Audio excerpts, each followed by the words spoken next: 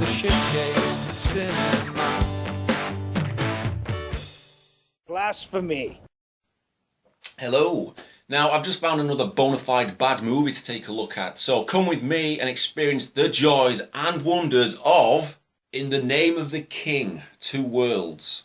Or In the Name of the King 2, Two Worlds. Or just In the Name of the King 2.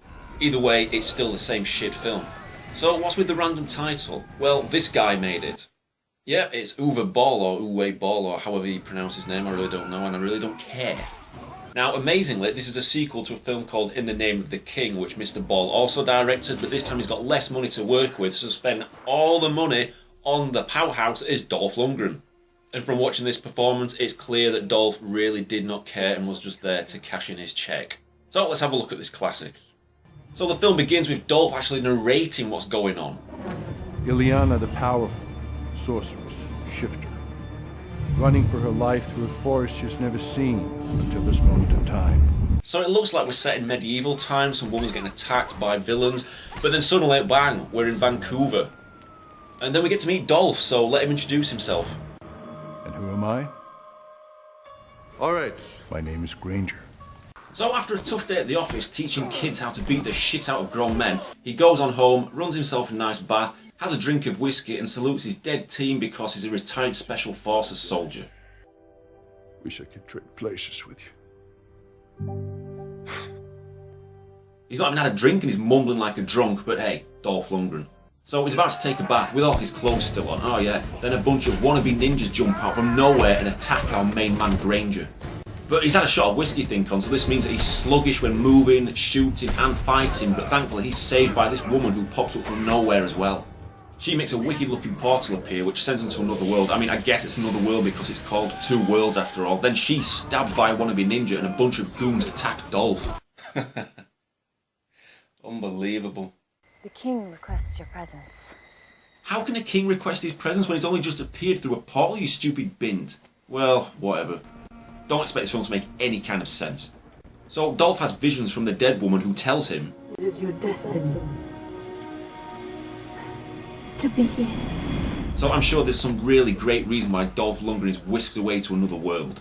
So the king rocks up, showing us that the budget was put to good use on his cheap plastic crown and charity shop clothing, and spouts a load of old bollocks to Dolph. My soldiers were to ensure that you were not taken by the Dark One at the enchanted place. Dark One. The fellow who followed you through. Blah blah blah, we don't care, just get to something cool like the dragon on the cover. I want to see where the budget really went to good use. Moving on, this guy doesn't like Dolph one bit and is always pushing him around.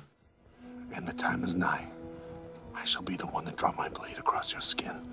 But Dolph gets the last laugh with classic dialogue. Until then, be a good royal bitch and show me my room. Comedy gold. And when Dolph checks out his room, he gives us some more voiceover work. I began my day with a protein shake, and now I'm standing in a medieval sleeping hut. Acid trips don't get this weird. Or maybe they do. I wouldn't know. Whoa, whoa, whoa, what's he even mumbling about?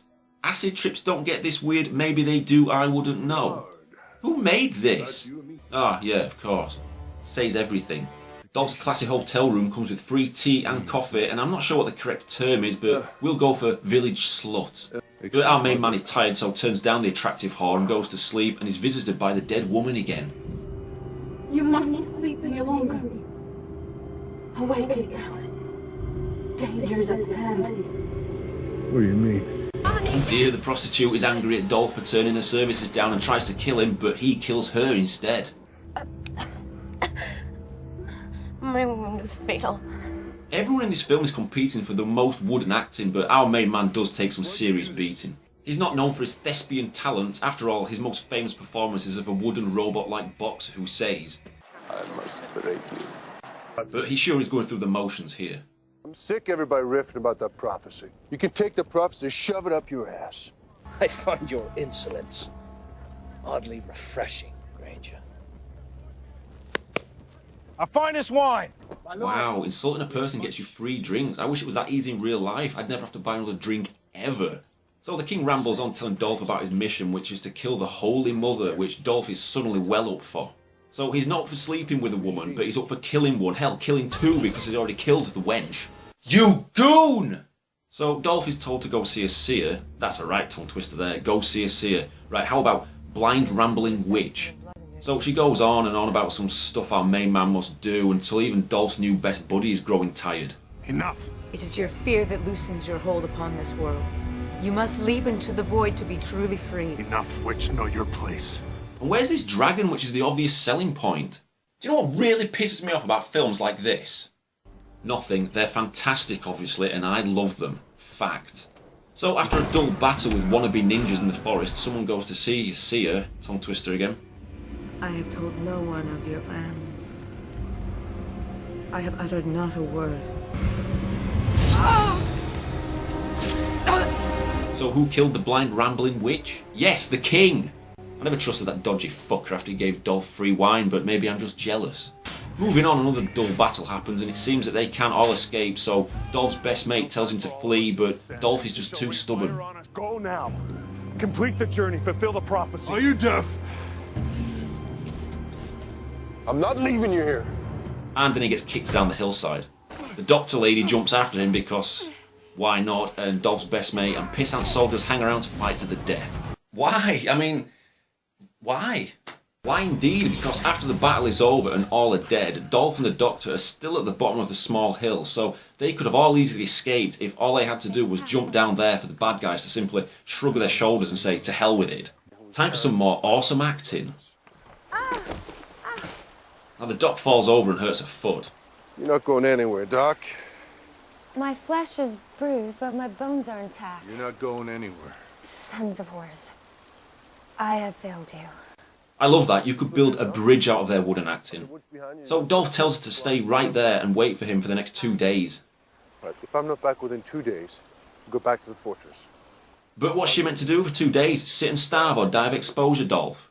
If you don't want her help, just tell her to go back now instead of waiting 2 days, you anus. And where's this dragon? It's probably not even in the movie. Anyway, Dolph gets to the camp of the Holy Mother. Not sure how he found it, but I think I fell into a coma several times watching this. Now, I have to confess, I didn't actually watch the entire film. I kept skipping through certain parts because it was that bad. But at least I think I spared my own life in doing so. And as I was watching it, a few choice words entered my mind, which were slow, dull, unengaging, uninvolving, mundane, pointless, suicide hotline, and oh shit! Yeah, so Dolph walks into the camp and has a chat with the old bag. And she shows him that she was the wannabe ninja from the start who he was shooting at, and tells him she was trying to get him to their world before he was killed, and you know, lots of other confusing nonsense that I don't really care for because it doesn't make any sense, but again, I think I kind of slipped into some kind of coma. But the amazing thing is, you are the king before's lost son. You are our king. Which means Dolph is actually the son of Jason Statham. Yeah, I see the resemblance. They totally look alike. Oh yeah, who made this again? Of course. It was almost like the filmmakers were trying to be clever and make some little art house kind of movie, wanting us as an audience to look into their soul. So I took a look into their soul and saw nothing but a deep, black void of nothingness. Seriously, part of me died watching this dirge. And it's not an art house film, by the way. So Dolph ventures on another quest for something else now. Which is what? I know not of its form. Brilliant. Man alive, this is paper thin, but again, we know who made it. Legend. So random stuff happens, blah blah blah, coma time again, then the king and his plastic crown get angry because he wants this catalyst. His men are scared, he kills one, okay, brilliant. What is this catalyst stuff anyway? Oh yeah, we don't know because... I know not of its form. Duh. And where's this dragon? Get your ass out of there before something eats you. Is it the dragon? Come on, show us where the budget went. And here we go, and I'm just simply amazed at the groundbreaking special effects that some 40-year-old virgin probably made in an afternoon when he could have been doing something completely different, like whatever it is that a 40-year-old virgin normally does. Easy, boy. What a bozo. I mean, seriously. Check out what this bozo says. I have to find the catalyst and save this world and the time beyond because I'm the king before son. This cannot be. Yeah, what the hell? Exactly, am I right? And that says it all. I don't know what he's going on about. I don't think he even does. The bloody doctor is clueless, but let's just roll with it, shall we? It may only be a short film, sure, yeah, it felt like watching one of the Lord of the Rings films on repeat. One of those bastard extended editions as well. So the king captures Dolph and the doctor. I mean, oh dear, what a shame. This man is your rightful king. Why don't the people see it? I don't understand. He's so obviously Jason Statham's son, it's not even funny. But before we get to the end of this unpolished gem, here's my top 5 random bullshit moments. Number 1, the picture of Dolph and his team. Well, that's just a badly superimposed image of Dolph's face. Quality. Number 2, Dolph and his scarf. He never removes it, not once. It is nice though, I've got the same design, just a different colour. Classy guys. Number 3, the kingdom isn't really a kingdom because this is all we see of it. Day, night, it's always the same one set piece. Filmmaking on a budget, Ball. Always on a budget. Number 4, shocking green screen or blue screen or whatever rainbow colour screen they use nowadays. Number 5, at no point does the title appear. So I guess it's not called In the Name of the King 2, Two Worlds or any other laughable name. Which is good because it helps us forget the crap that we're watching. Blasphemy! Okay, so are you ready for what the catalyst is? The dragon is the catalyst. The catalyst! Oh, right, okay. I really had no idea as I didn't care to waste my brain cells on a theory, but hey ho, who cares? Look, we can have budget being used, people. Budget! Isn't that lovely? So the finale happens when the king makes a portal and Dolph follows him. They appear conveniently in Dolph's house and a dull fight commences. It's a good job Dolph was having those karate lessons at the start with a bunch of kids so that he can defeat a well-had king. Yeah, don't mess with Jason Statham's son, you stupid son of a bitch. Probably lost his powers when he removed his crown. So Dolph drowns him in the bath that he was running at the start of the film, then has another shot of whiskey. So that means he's probably pissed and slurring his words yet again. What is it you said? Perhaps in my dreams tonight. Perhaps another time. Oh yeah? Well, perhaps you can fuck right off, Dolph. Perhaps another time. It is dirge for the dead inside.